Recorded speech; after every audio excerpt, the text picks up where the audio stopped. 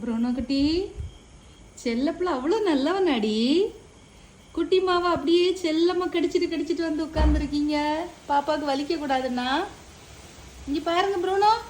புரோனோ எவ்வளோ நல்ல பிள்ளை பார்த்தீங்களா? வீடியோவில் வந்து பிள்ளைய வந்து அப்படியே கொஞ்சம் செல்லமாக தான் கடிக்கிறானே தவிர ஆனால் வலிக்காமல் கடிக்கிறான்.